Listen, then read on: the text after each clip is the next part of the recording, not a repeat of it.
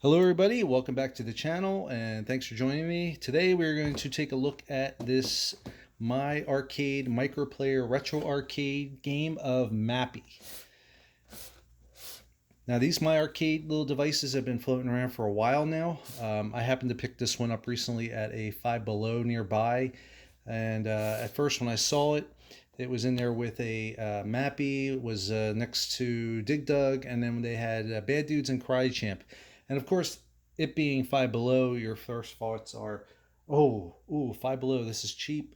This is going to be $5. But unfortunately, Five Below is now Five Below and Beyond, which means nothing's $5 and below anymore. Everything's a little up in price. So I rang it up into the register, expecting it to maybe be like $10 or something, because Five Below is basically a store. In case you don't know, it's not quite a dollar store. It's like a more upscale dollar store, if you could call it that, where a lot of clearance items and stuff that hasn't sold well, any kind of overstock will sometimes go to be sold.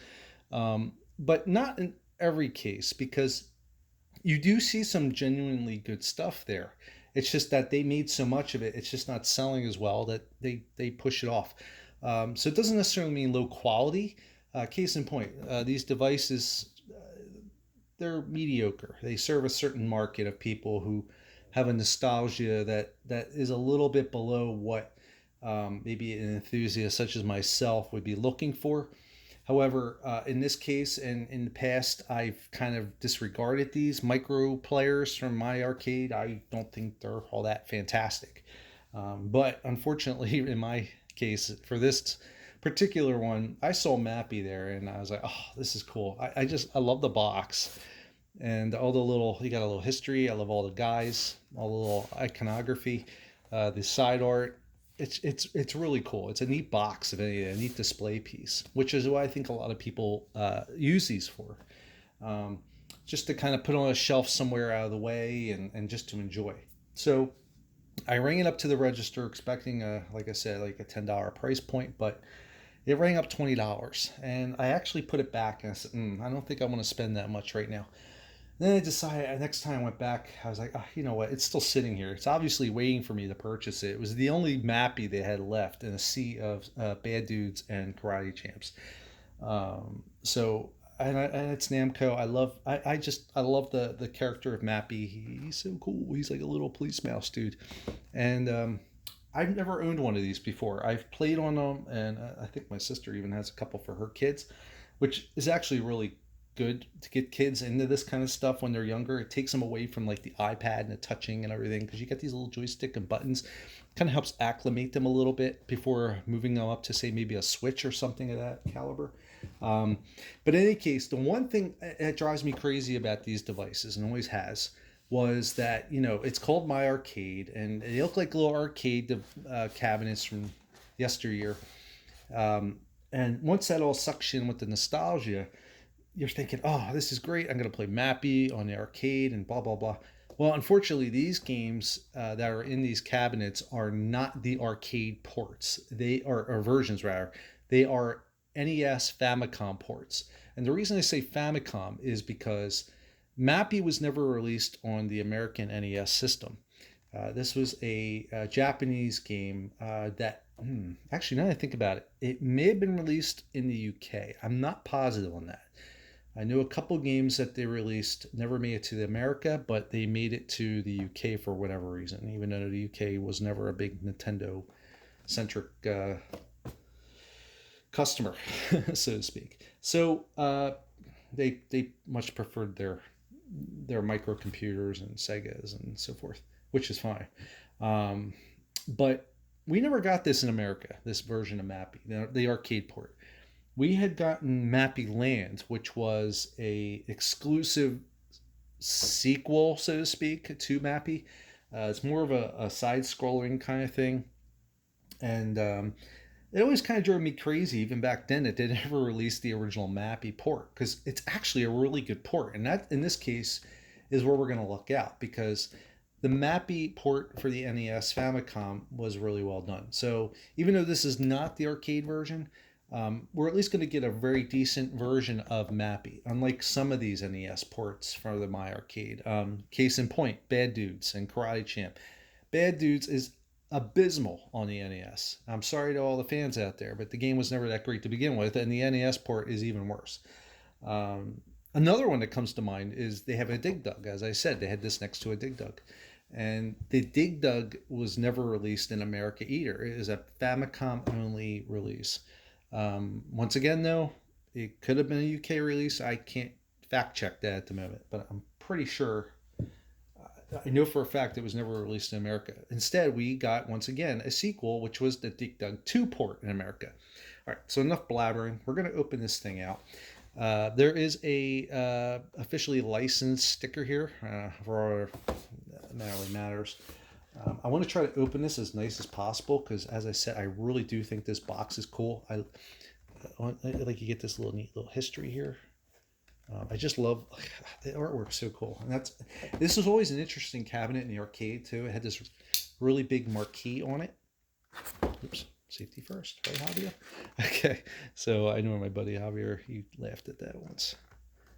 So we're gonna split that right down the middle there. And I'm going to open this up and we're going to take a look at this and see the inner workings of it. And I'll give you my little, I guess, mini review of what I think of it. How do you open this thing? Oh, wait, we have more tape. Hold on, I missed that. We have tape all around the perimeter here. Let's see. This thing has been sealed up really well. I think I need a new blade in here. Sounds some trouble with the tape. There we go. Let's try that. All right. I'll pop this open on the top. And I'm going to open up the sides a little bit.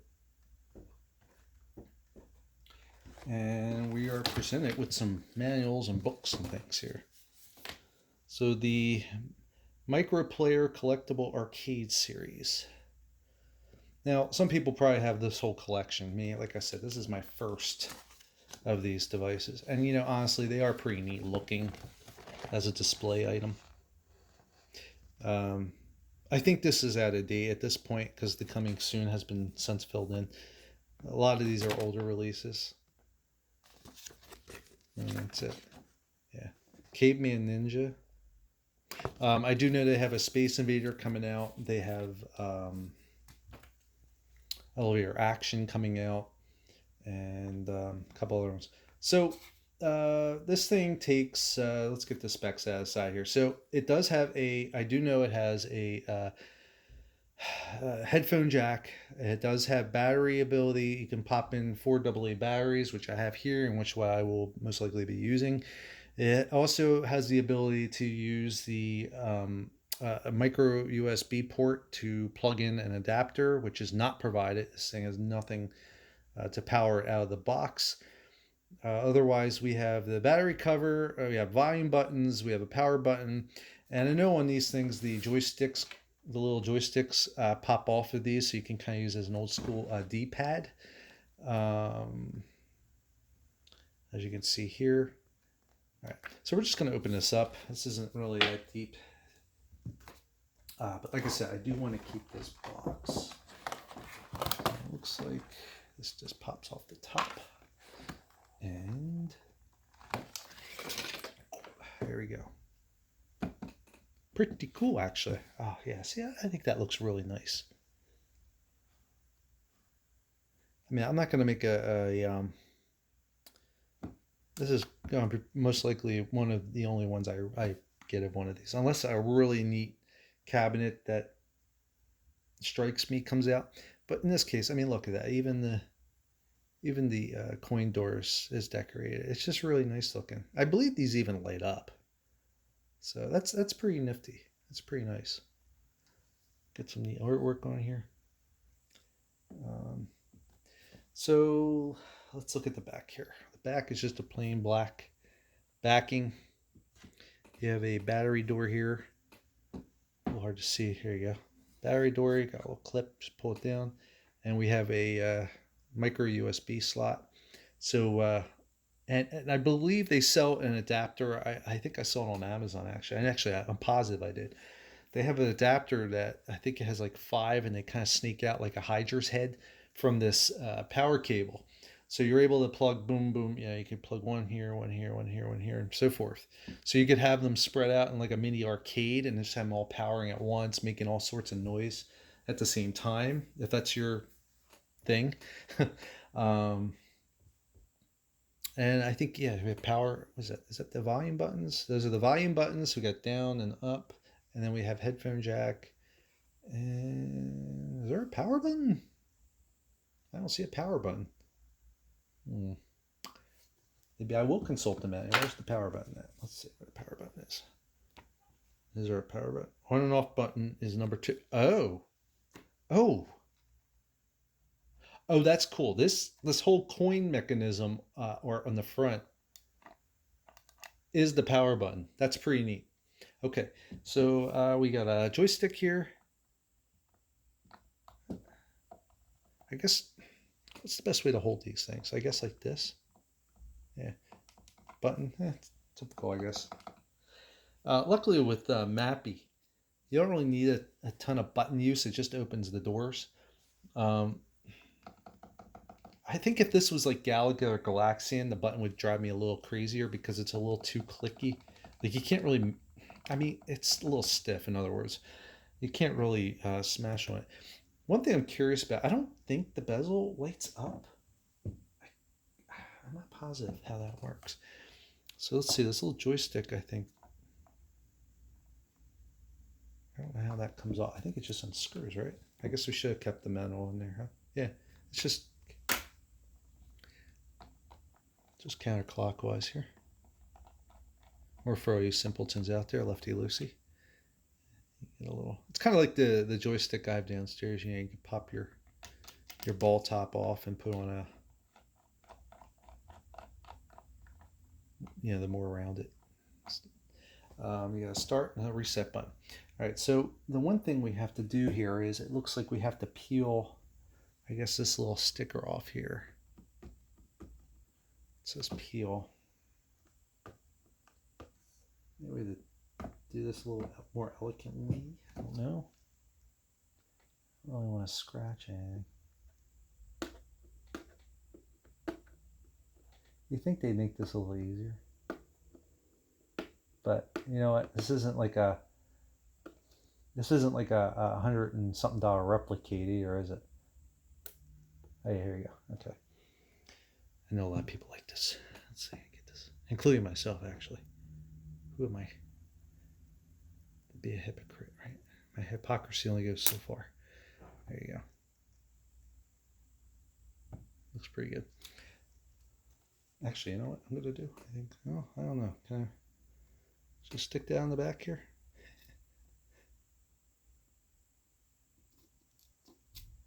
I'll just leave it there for now. Maybe I'll put it back when I go to store it. All right, so we're going to power this on. Like I said, I have some batteries here. I actually thought it might require a screwdriver because of just a lot of these battery hatches you need a screwdriver for, but this looks like it just pops right open. So now obviously if you don't have batteries, once again, you got this micro USB. So a lot of people nowadays, they have, if they're anything like myself, I save everything pretty much when it comes to wiring and cables. In the year of our Lord 2023, we should have, if you're anything like me, you have a drawer full of old phone adapters or tablet adapters that will meet the requisites required to power this device. Here's the little coin backdoor hatch. It's got their logo on it. Let's turn that in, plug this in. So let's see what happens. We're going to power this on.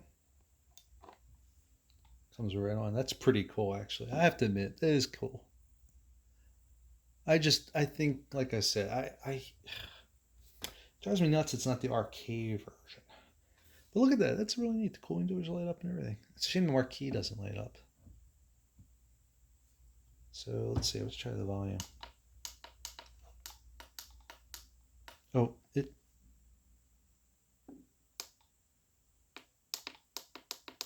makes little tap noises. It might be a little hard to see the screen, unfortunately. I think I might just tilt it like this for now to see. And let's see if we can fix the brightness a little bit here so we can get better look at the screen. I think that should do right.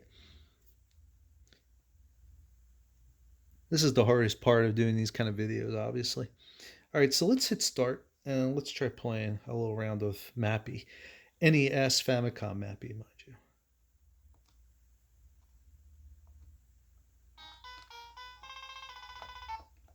Interesting. Okay, I guess we're just going to go right.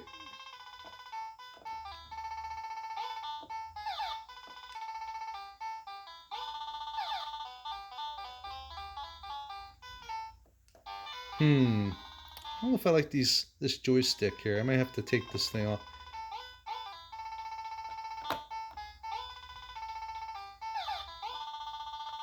Now, I'm normally not too bad at Mappy. Okay, so don't judge my Mappy skills on this goofy MyArcade here. So emulation-wise, I've only played the Famicom version so much, but the music sounds a little off to me.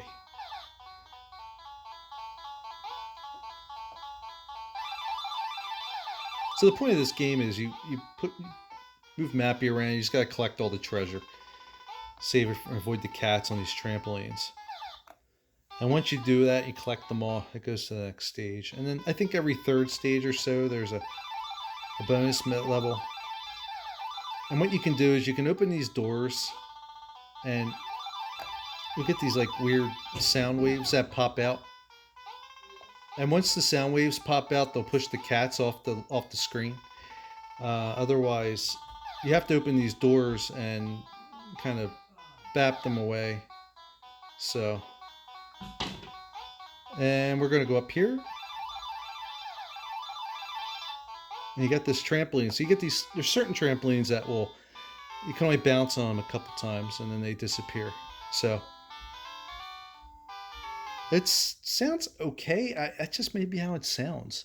Um, the display quality is a little weird. See how it's getting like that bluish tint? If you tilt it, you kind of have to look at this thing directly on. And if you're looking at it from at the way the camera's set up now, you're going to see a little bluish tint there. But if you're playing it from up here at a normal height, like up here, you tilt it down, it doesn't look too bad. So I have to say though, I think this is pretty cool. Is it worth $20? I don't know. It's not worth $20 if all you want to do is play Mappy. Let's put it this way. But as a complete product, as a cool little device, like if you just leave it on like this and on your shelf and let it play its little attract mode, and you have the lights on and you're displaying this cool art and everything, I think it's kind of neat. I could see why people would collect these. It's definitely a cooler collectible than like I'm sorry to say, a Funko. I mean, what do you do with a Funko? Nothing. Hey, this is neat too. It's got these. They're not feet, I guess. I don't know what they are considered, but they line along the entire base. Oh, half the base. And it's got a nice little. It's pretty solid actually. It keeps it in place pretty well. So, shame the marquee does not light up. I'm sure people have hacked that somehow or other. I don't see how they would be able to do it without probably taking this off and putting a clear piece of plastic behind it for the light to shine through. I know some people out there have hacked these things in general to play other games. For instance, the board that is in here, I'm not going to take this apart, but there are videos out there on YouTube that show you how to take these apart. And you can solder a little bit to link up the points on the contact points, and you're able to trick it into playing other games such as Galaga and Pac-Man and Galaxian, I believe, and Mappy. I think those are the four big ones, and all four of them are Namco, so it makes sense. So, if that's something you're interested in, you could do that. Personally, I'm just going to keep this as Mappy. I just thought it was cool to see a Mappy product in stores. You never see Mappy anywhere. Mappy's kind of like the evil redheaded stepchild of the Children in the Corn Namco lineup. But yeah, there you go. This cool. Now I don't remember, but I almost want to say, in this book here, I bet this would show it. For some reason, I thought. Yeah, I guess I'm misthinking. I thought some of these cabinets had a different look to them, but I think they're all about the same. They just have different art. I didn't think for some reason that the Pac-Man had these, like, top, the way they angle up like this. I thought it was more down, flat down, but no. I think this is easily one of the better decorated ones of these. I mean, there's stuff going on all over it. The Galaga, the Galaxian, the Dig Dug. This is the only one that's got. I take that back. The Burger Time's got a couple little things going on. But this is cool because it's white and it really contrasts well. You can see it's got the characters down here. Most of the other ones is just black. So anyway, this is my first and possibly my only MyArcade, and I'm actually pretty happy I got it now. It's actually pretty cool. I was expecting less when I bought it and was going to open it up, and I thought I'd just do a quick little unboxing here. So anyway, if you liked this video and you would like to see some more, I'm trying to get myself to at least 1,000 subscribers eventually. I'm not a influencer, big time YouTuber, but I do like to show off cool gadgets such as this, and just little things that pique my interest in general. For the most part, I do enjoy the Game Boy video here and there, but once in a while, I do like to do something like this and just show off some of these cool pieces of technology, and I especially love electronics like this. So if that's kind of stuff that's interesting to you, then please, thank you, subscribe. I appreciate it. Otherwise, thanks for watching, and I hope you enjoyed your little, or my little view and your little watching of this Mappy MyArcade MicroPlayer, available at a store near you. Thanks again. Catch you guys next time. Take care.